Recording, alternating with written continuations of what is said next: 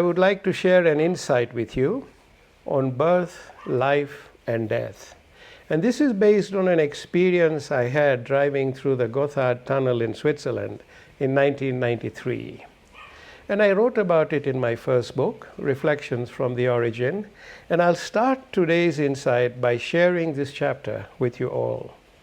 It's entitled The Gotthard Tunnel. And it's the very first chapter in my first book, so it has a special significance for me. So the chapter goes, on May 4th, 1993, I drove through the Swiss Alps with two of my friends from Stansstad to Lugano. The views and the landscapes along the road were absolutely spectacular. The setting was perfect. There were snow-capped peaks, luscious green valleys and emerald green lakes, and crystal clear rivers. So the land had a vibrant sense of peace. The Gotthard Tunnel is one of the longest tunnels in the world. In 1993, it definitely was. About 17 kilometers long with no breaks in between. Once you go in, that's it. And it goes through the belly of the Alps. And the drive through lasts about 35 to 40 minutes. So as we approached it, we closed off all the vents in the car to keep the polluted air and exhaust fumes out. And so when the car entered the tunnel, we were greeted with darkness. Windows closed, everything encased, now we were greeted with darkness. And as I looked back, I could see the beautiful sunlight disappear in the distance behind me. And I felt a sense of loneliness in this tunnel. For the first time I felt that way. And the lights were dim, and the distance ahead seemed too long and cumbersome. And I could not look forward to anything but the rapid passage of time. Now, after a few minutes, I began to grow accustomed to the darkness. It didn't feel so bad anymore. I looked at the endless oncoming vehicles and the trucks in front of us, and I noted all the SOS telephone booths and emergency exits, which were symbolized by the sign of a person climbing up a staircase. After a while, I began to forget the sunshine, the trees, the rivers and valleys as I became accustomed to this tunnel. Life in the darkness began to seem normal now. Each time I looked at an emergency exit, I thought about the outside, and it felt precious. But then again, as soon as I focused back on the tunnel, the outside became a remote concept in the back of my mind. The question often popped into my mind as to how much longer to go. I wondered what it would be like if the tunnel suddenly caved in. And I guess I would be okay with it, since the only thing that would remain would be the outside, which was precious to me. I watched the signs displaying the kilometers to the end of the tunnel, one after the other. And by this time we were about midway. The car began to feel uncomfortable and stuffy. Despite the closed vents, I could smell the fumes. The car had no air conditioning, or else it would not have been so bad.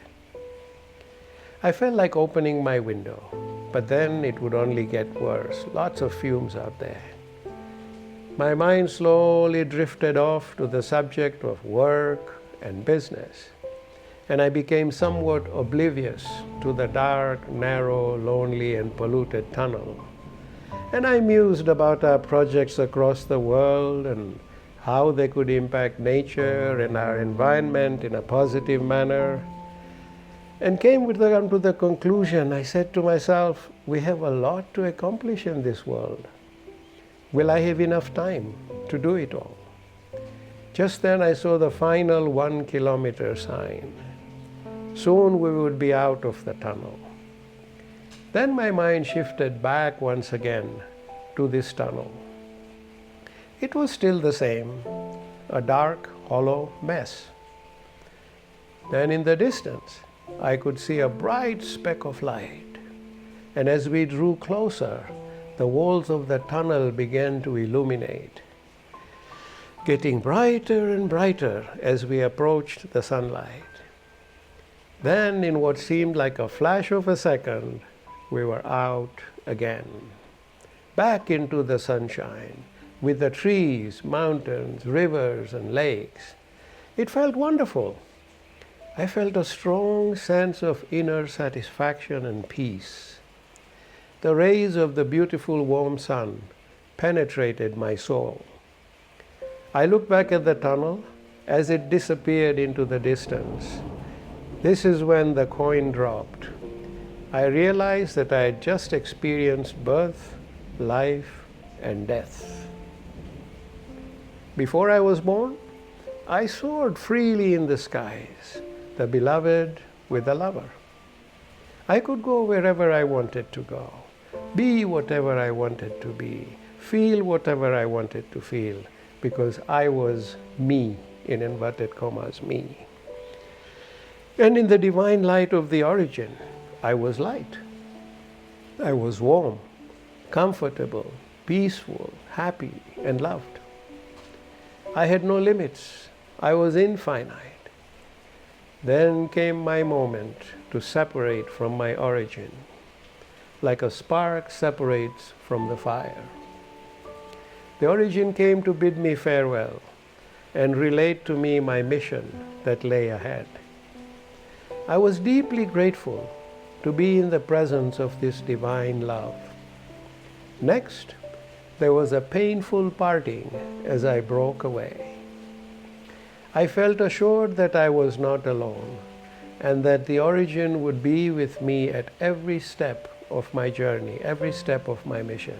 And I was never to forget that. Then, I was encaged in the womb of my mother, in this little physical shell called the human body. And my parting from the origin and engagement in my body was just like entering the tunnel. As I looked back, I could see the light bidding me farewell. Then it disappeared, and I was born. At the beginning, I was very uncomfortable being in this helpless little shell. I longed to break free and run back to the light, but it was too late. It was hard, very, very hard, as I struggled in the confinement of my mother's womb all the way to the process of my birth. But the origin was with me, and the divine love made me feel at ease even as I struggled through the new experience of loneliness and captivity. How long was my sentence to be? I knew I had a purpose to fulfill and pondered how it was going to be achieved. But the origin was always with me, and this made it easier to accept the loss of my freedom. Then I began to get used to this shell, just as I got accustomed to the dark Gotthard Tunnel. The less I thought of the light, the more comfortable I became with this tunnel. In fact, I began to enjoy the tunnel. 99% of my abilities were severed through this engagement. Yet, I reveled in the meager 1%. I had a father, a mother, and a brother. Life was fun, and I was all engrossed in it. I also forgot about my real origin, my real home, and the real me. The dim lights of the polluted tunnel seemed just fine to me now. By this time, I was a young adult, full of life, and lots to look forward to in my 1% realm. While I learned about God, I could not remember the light anymore. The notion of the origin had now become what we call faith. Believing but not seeing. Have faith, I was told by my parents and teachers. But my simple human mind could not comprehend this. I even identified myself as Amyn, the one that I saw in the mirror, the shell. The real me is so much larger, as large as the ocean. But all I could see was the droplet, a microfraction of the real me. And believe it or not, I was actually proud of what I saw in the mirror. How naive!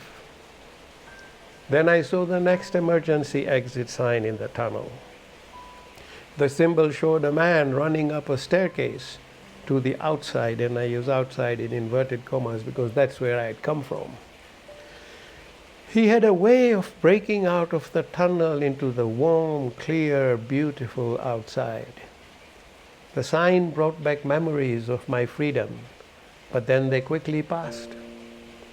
I was comfortable with the tunnel again.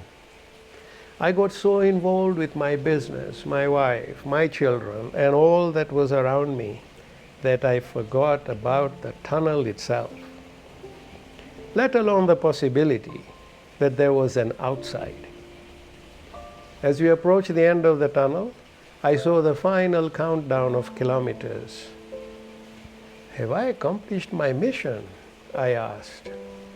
Oh, but what is my mission? I cannot remember. Why did I put up with being confined in this closed shell that is rapidly aging? There must be a reason for paying this price. But what is the reason? I try hard to think, but my mind is limited to the capacity of my physical shell. I try hard to remember, but it is of no use. Then I realize that I am using the wrong avenue to remember. The answers reside within me, the 99%, not the shell, the 1%. I must seek this knowledge from within. And I begin to realize that by the grace of the origin, I have been placed on the correct course without even knowing it. My mission involves making this world better for all beloved souls, for all creation. Unbeknown to me, I have been blessed with all the tools that I need, such as a good education, a developed intellect, access to business opportunities and resources, the ability to love and forgive, or I try at least, and above all, closeness to the origin. So I'm on my way to accomplishing my mission. And I must do my very best and leave the outcome of my efforts in the hands of the origin. Then another 1 kilometer went by on the countdown. I asked myself, will I have enough time to accomplish what I have to do? Of course, when the origin leads the way, everything becomes manifest. Then I saw another emergency exit sign, and I asked myself, why can't I break out and go to the outside, take a deep breath of fresh air, and then come back into the tunnel to complete my purpose? Of course I can, through meditation and seeking the light of my origin. So I will keep on trying, recognizing full well that success in my search can only be achieved through divine grace. I know that the last 1 kilometer sign will come soon, bringing me closer to the light. Then the walls of the tunnel will start to illuminate and grow brighter until I break out, free again, warm at last, engulfed by the divine love, comfortable and happy. I will look back at the tunnel and wave goodbye to the loved ones I have left behind. I hope and I pray that my mission will be complete, for I never want to go back into that tunnel again. Through this little understanding that I have been blessed with, I pray that the walls of my tunnel be illuminated now and throughout my journey, not just at the end, for then it may be too late. I pray that I may always be close to my origin, just as I was before I entered the tunnel. I pray that I may be guided by the divine light through my mission. I came to the tunnel with nothing, and there is little in this place that is of value for me to keep. For when I break out, I will leave all my material possessions behind and take nothing with me, All that I came with was my mission or purpose, which I pray may be fully accomplished by the grace of my origin. One thing I have recognized for sure is that it is a lot more difficult to be born than it is to die. So this was written on the 4th of May 1993, so there is so much about the journey through the Gotthard Tunnel for us to draw from. And today I would like to raise a few questions for further reflection and contemplation. Firstly, if life in this world is like a journey through the Gotthard Tunnel, what key messages can be derived from this analogy? Let us visualize ourselves driving through this tunnel. Each one of us is a passenger in one of those fast-moving vehicles, be they trucks or cars or whatever type of transportation vehicle. We are all in fast-moving vehicles through this tunnel.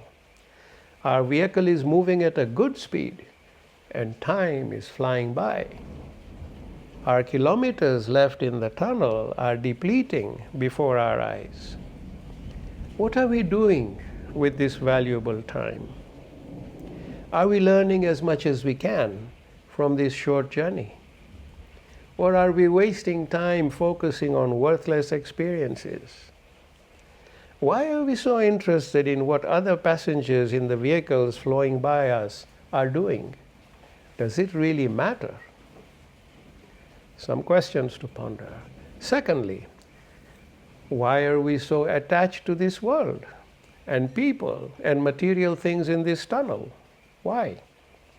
After all, most of us are traveling in separate vehicles.